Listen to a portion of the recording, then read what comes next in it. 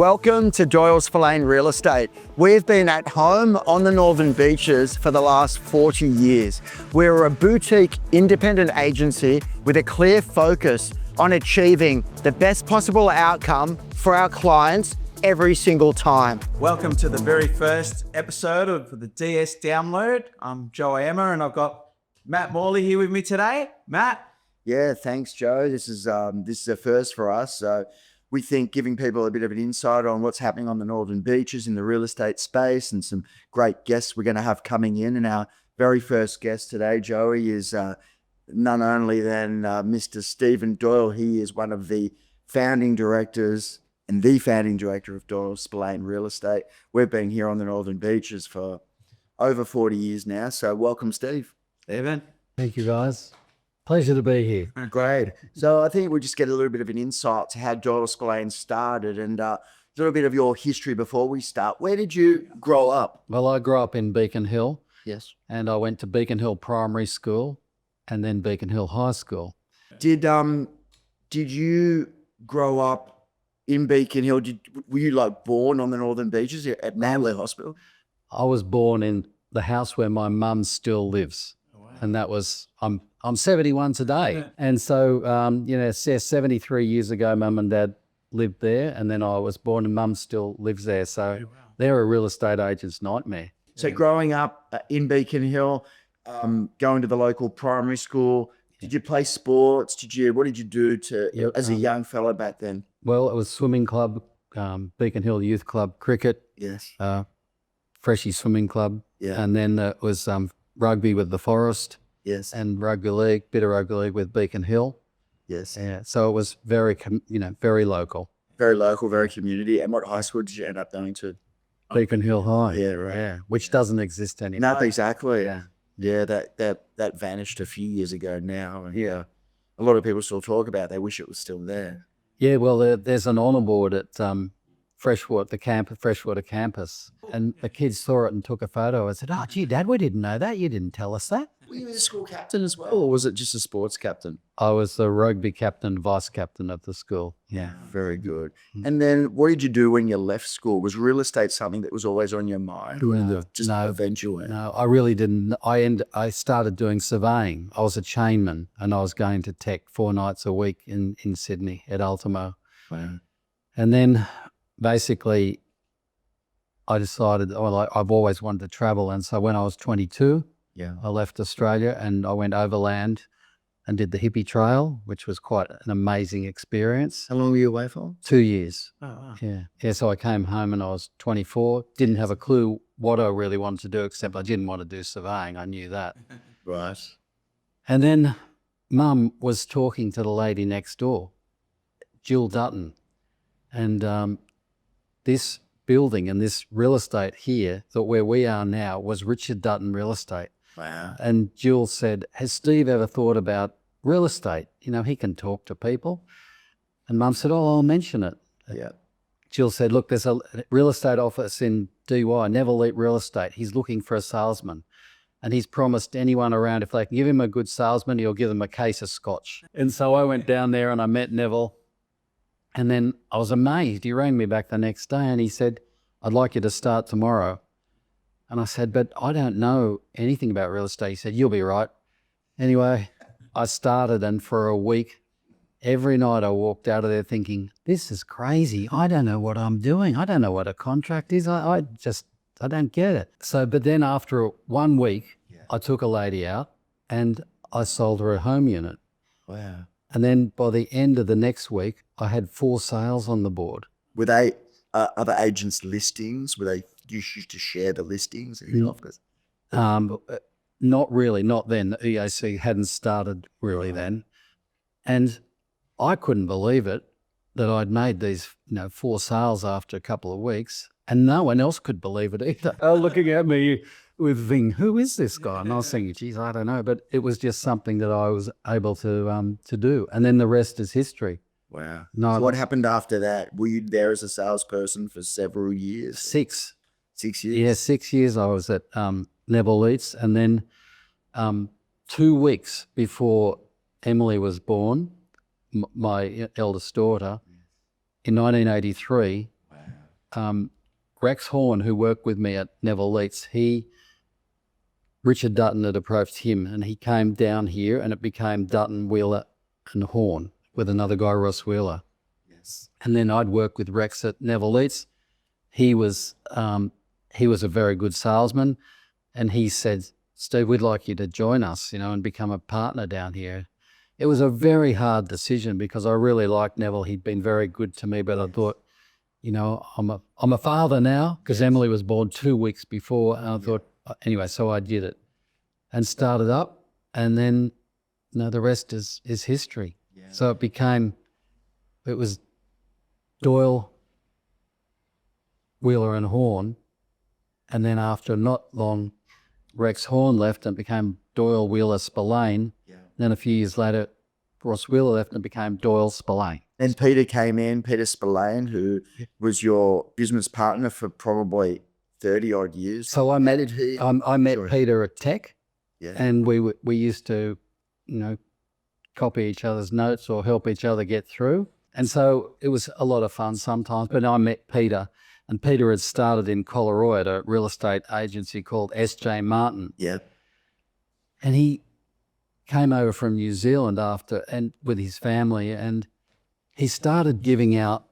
He made an impact straight away, and everyone's going, "Who is this bloke in Collaroy that's absolutely killing it?" Yeah. He made these gilt-edged invitations and gave them out to blocks of units. "You're invited." And so they were very successful. And then Peter he left there and joined here. Yeah, wow.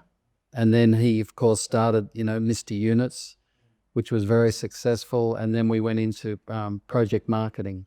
I was going to say, what did DY look like when you were sort of in real estate, sort of, the demographic, obviously now there's a lot of units and things like that. What did it look like when you were selling? Like, what were you selling? A 2-bedroom unit? What was the price, that you could buy a 2-bedroom You could unit? buy a 2-bedroom unit and say 110 Oaks down near the beach, just 70 metres squared with internal laundry and lock-up garage, renovated for $40,000. There's still a lot of money then. And there's still a lot of houses in DY and stuff at the time. There were more houses, but the town centre there was, it was a mess.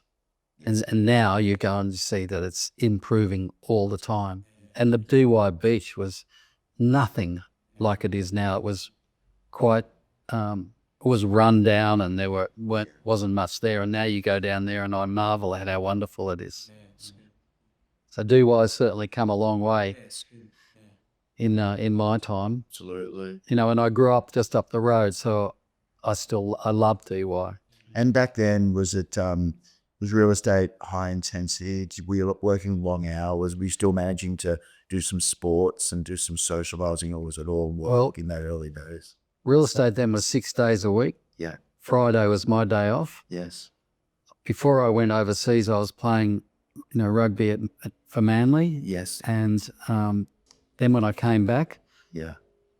I just couldn't do it. I had to make a choice. Is it a career or is it rugby? And it gutted me to not play anymore. Because you'd grown up playing all your For my whole life, yeah. Yeah. But then I guess I started playing touch football, and that filled a void. Steve does have a calm, very calming, balanced personality, and that's what I found when I got interviewed from you all those years ago, 28 years ago. I thought, this guy just seems not like your traditional real estate agent. You were just calm, seemed kind, seemed like you just wanted to do the right thing by people. Was that, did you have to change to be that, or is that just your innate nature? No, that was my innate nature, and I guess that I was lucky that the number of times that people said to me, I'd like you to sell a house because you're not like a normal real estate agent. But I was just being myself. I guess in life, some people, if you're really smart, you can be, a doctor or lawyer or whatever. Well, at school, I never set the world on fire at school, but I had an ability, to talk to people and connect with people. Yeah. And I guess that I sort of discovered that a little bit when I was Overseas, I worked for 6 months or 5 months as a waiter in London, which I loved. Yes. And it was dealing with people. I definitely think he doesn't fit the stereotype of real estate sales person. When I look at it now, like Doyle Spillane, a lot of those ethos we've carried on from Stephen's sort of beginnings and sort of obviously the way you are and the way you were sort of as a person. I think that holds us in good stead today. A lot of the people we deal with, sort of they have that expectation. That's what we're going to be like. So yeah, definitely. You set us up for success there in that sense. Yeah. And I think anyone that comes to us that isn't that way inclined doesn't generally last very long as a salesperson. One thing that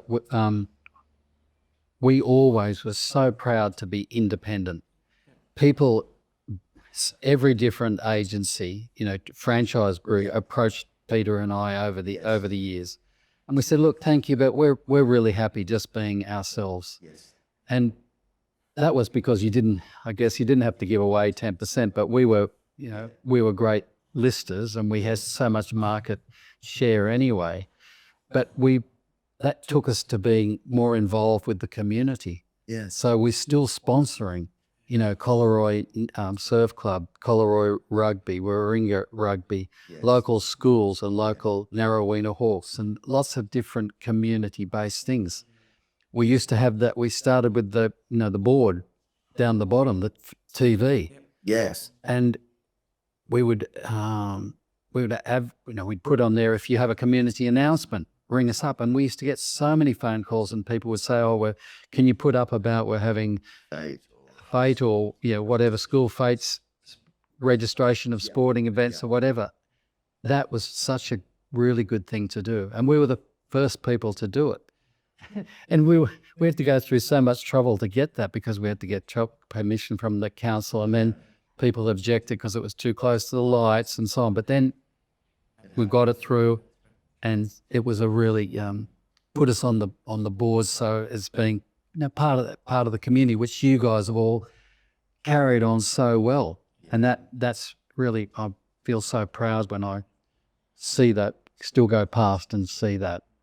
Yeah, and that's an interesting one about you staying independent because, there's not many independent agents. Was that something that you sort of, you had your mind set on just wanted to be that and never really swayed from, Never thought about changing for 1 second, not 1 millisecond, because we were, I guess Peter and I had, is it ego that we wanted to be our own, but we didn't need to be anything else. We were going along just fine being as Doyle Spillane. And how was it in a partnership? Because a lot of people say, don't do business partnerships. It's, fraught with danger. But our office has always been partners working together collaboratively for a greater good. And I know you and Pete were different styles of people. You were more reserved and balanced, and he was a little bit more outgoing and a little bit more flashy, and he had very nice designer suits and European cars,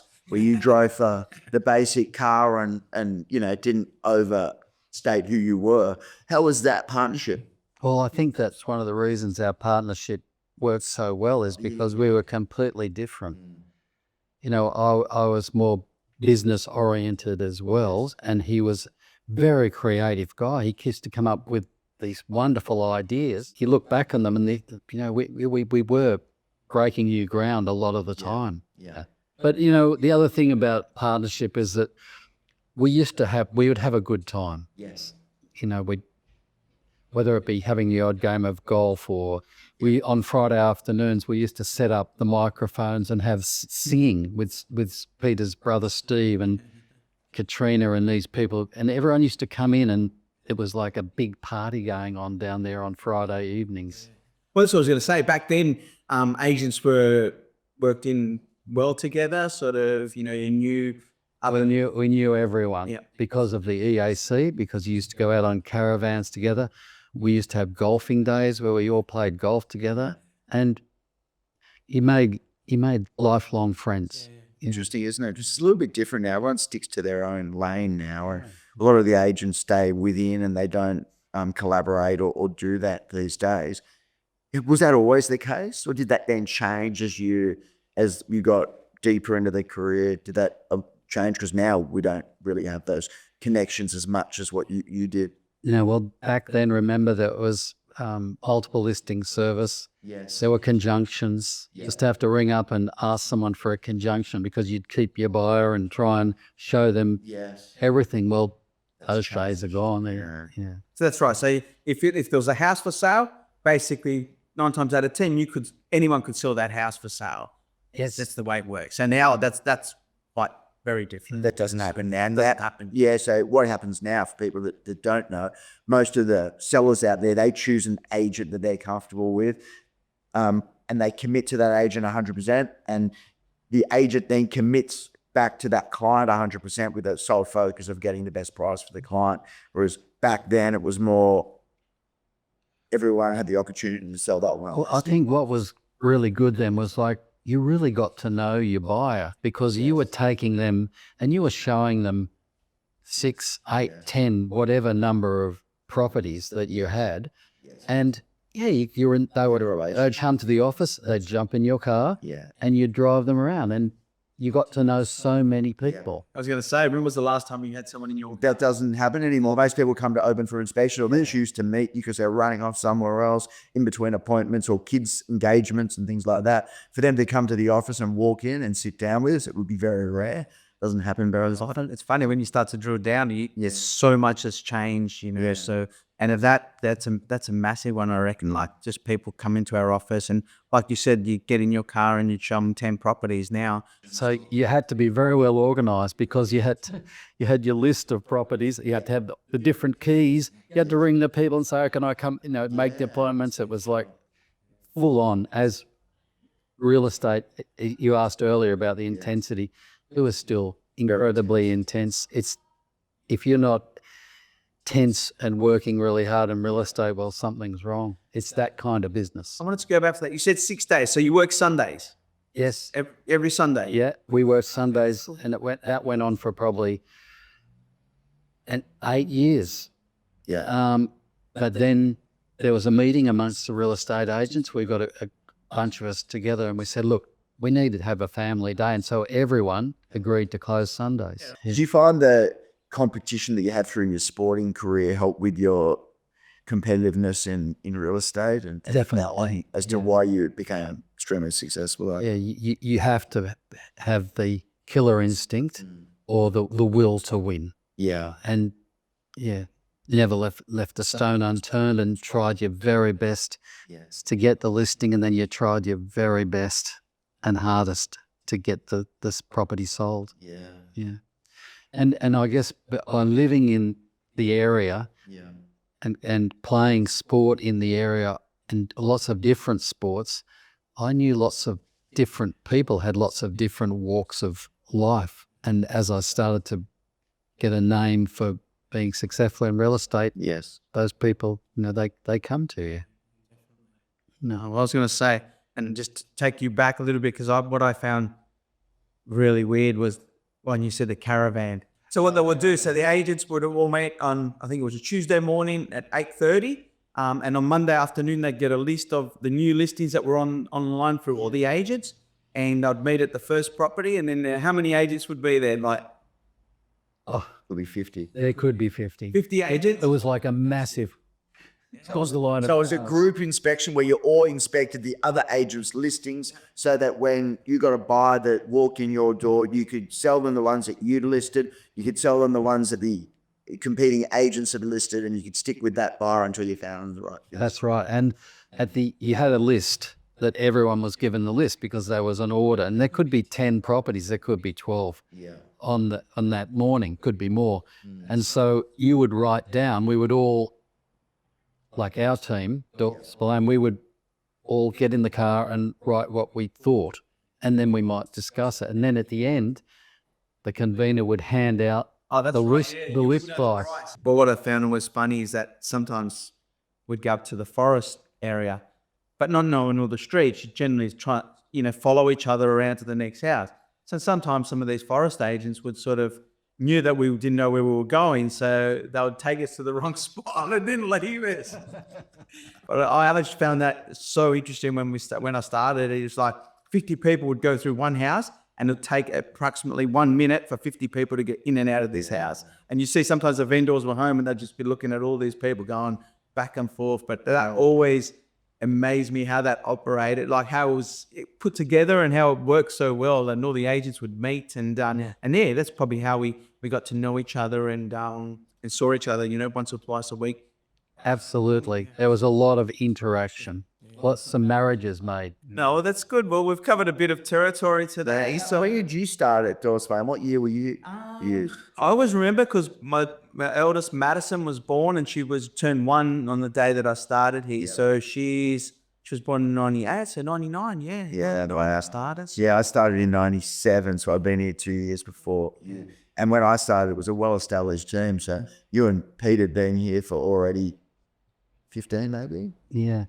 Yeah, so it was a very strong team when I arrived, and it was a pretty good operation. I remember, Steve used to do all the houses generally, and then Pete would do all the apartments, and that's how Mr. Units launched. Tell us a little bit about how that eventuated with Pete, and why did he call himself Mr. Units, and why was that so successful back then? Well, Peter was a fine salesman, whether he was selling a house or a unit, but he just saw this opportunity to specialize. Yeah. And so he would go into a listing presentation, and he would be able to pull out the strata plan of the building. Yeah. And the people would go, wow, no one else has got, he just had so many listings because he was so good. So he had a lot of knowledge, area expert. Area specialist, yeah. And then that got us into the project marketing. Yes. Started off selling the units, and he just kept building it up. Yeah. You didn't do many apartments yourself, Steve, because people were doing that. Did you just make a conscious decision to sell a house, or just No, I would do what came across my desk. Yeah. It's interesting because I remember the first property I sold here. It was a bed sitter in Grafton Crescent, and it sold for $99,000. And that client that bought it, he bought it from me. Then it became one of our rental properties for 20 years. And then after 20 years, he rang me and he goes, Matt, you guys have been looking after me for 20 years. I'm selling it. And I still remember, so it sold 20 years later for $407,000. So it was like, you talk about real estate doubling every 10 years as a solid long-term investment. That's an example of Grafton Crescent wasn't considered the best street in DY. No. Probably at the lower end of the desired streets at the time. The apartment being a bed sitter was about 25 to 30 square meters. So it was one of the smallest apartments in what was considered one of the worst streets. And that still doubled. After 10 years, it went from, call it 100,000 to 200. And then it went from 200 to 40 the next 10 years. So it just proves that DY has got from strength to strength, and it continues to do so. Oh, without a doubt. Without a doubt. All right. Well, thank you, Stephen. It's been a pleasure having you on with us. Good stuff, mate. Thanks very much. Thank you, Steve. Thank you. Great.